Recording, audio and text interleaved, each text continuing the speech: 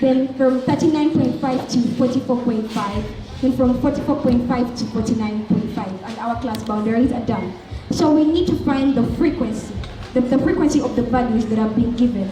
So you need to go from every class, you look for the values that fit in that class. So from a class of 10 to 14, you look for values that vary from 10 to 14. And when you make sure you label them differently so that they don't confuse you. So we got 4 values that belong to the 10 to 14 class. Then we got 5 values that belong to the 15 to 19 class. 11, 3, 7, 3, 4, 3, respectively. And then you have to add to find the summation of the frequency, and that's 40. You have to make sure that the sum that you've got is equal to the number of values that have been given in the question. Then immediately we find the cumulative frequency. So for cumulative frequency, make sure that the first value of the cumulative frequency is always the same as the first value from the frequency. And then the last one is always the same as the summation of your frequency. So to get the values that are in the cumulative frequency, so you are seeing we have the first value from frequency and cumulative frequency being the same. That is 4 and 4. The next one is 5. So you go add 4 and add 5, and then you add the 4 to get the 9. 11, you add 9 to get 20. 3, you add the 20 to get 23. 7, you add 23 to get 30. Then 3, you add 30 to get 33. Then 4, you add 33 to get 37. 3, you add 37 to get 40. Make sure that the last value is always equal to the summation of the frequency. An apple costs 500 shillings each, and oranges cost 250 shillings each. And she's given only 2,000 shillings to spend. This is our statement, and we can derive our first inequality from there. So you should come up with something like this. This is a drawn graph. So when you have this, you get your values. It's an inequality. So there's a shaded region and an unshaded region. Form using the digits 8, 5, and 7 without repeating any digit in the number form. Write down the possibility space for numbers form. So we're going to start by listing down the number of elements in like the number of sample spaces, and we do this by listing down our numbers in ascending order. So we have, since they told us our numbers are 5, 7, and 8, we start with 5. 5, 7, 8, 5, 8, 7. These are possible numbers that can be formed. Then we go to 7, which is 7, 5, 8, and 7, 8, 5. Then we go to 8, which is 8, 5, 7, and 8, 7, 5. So the question is write down the possibility space for numbers formed, which is basically how many members are in this set. So we have number S, which is 1, 2, 3, 4, 5, 6. So your number of possibility space is 6. Hope you all know how I'm getting that. So therefore h, -2 is going to be given by the formula. You get to know another person's point of view and what they've been learning, and maybe if there's something contradicting, and you get to know that not everything is hard, because we've been learning these things in like topics. If we learn like everything at the same time, it's going to be hard, but as long as we section it into topics, then it's a lot easier to understand and very much broken down. E-learning has been a wonderful experience. It has made learning possible in a sense that even if you're at home, you can get a chance to access learning. Just like in lockdown, many people in many areas, many students have been able to access learning, even though their teachers weren't around. Because times are changing, and most of the things people have been taught in math these days aren't going to really help them. But through this seminar, we've been able to see how different topics are used in our lives. So the government needs to create more programs like this seminar in order to help and extend help for, like, let's say in Karamoja, who can't really access it, so that we can all work together and in future at least have more women professors in math. It has been a wonderful experience. We had time to interact with our learners even when they're at home. our teachers, by those days, they used to move around with chalk everywhere. I no longer use chalk. I now teach even in class. I use this technology. So I would like to thank Honorable Ngobi and Mr. Du for bringing this challenge to us. At first, we think things are not possible, but now we can have a seminar for the whole country. In your schools, it has cut down the costs of carrying students from one place to another in the name of a seminar and the risks, all the risks involved. So I think it is a way to go. I call upon all my colleagues, math teachers, science teachers, history, all teachers all over the country to embrace online learning.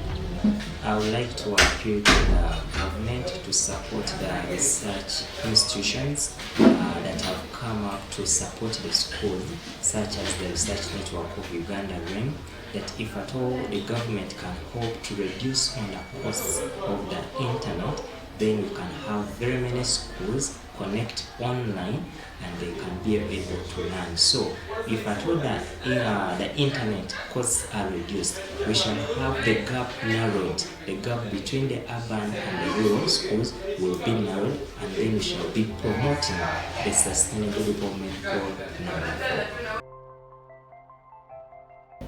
I'm going to change this one into a column form. I want to find the column vector for B. Still the same applies to this. There's the column vector for C, same applies to this. But we know that if I want to find for AB will give me origin of B minus origin of A. Then plus origin of C minus origin of B.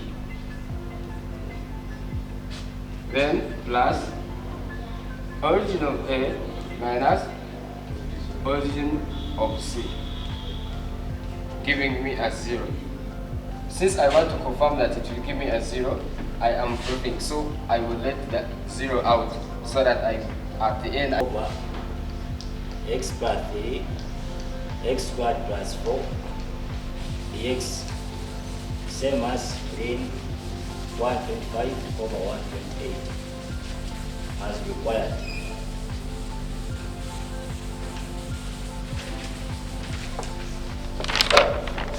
That has been our question for presentation.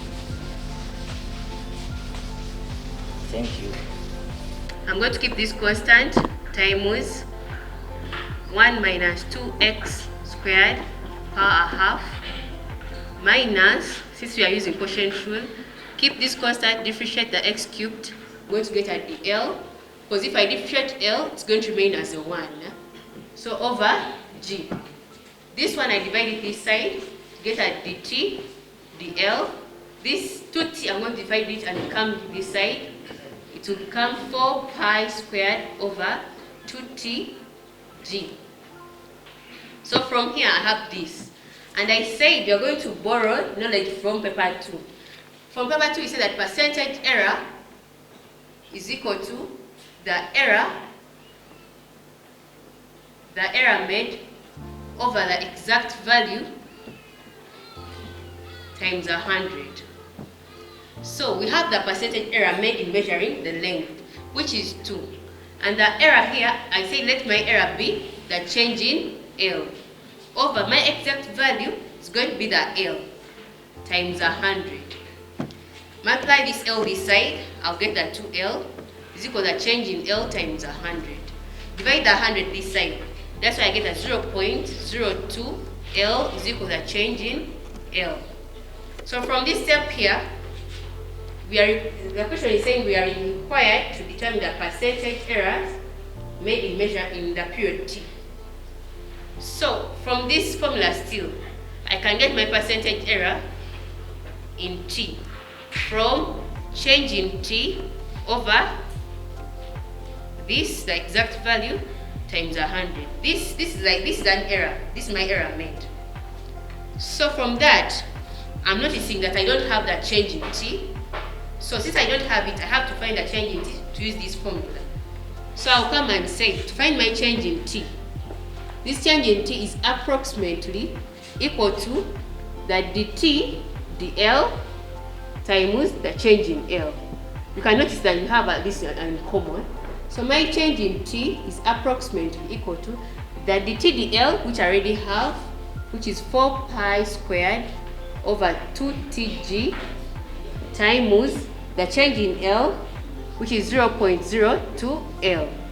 So from this part here, I can go on with my formula.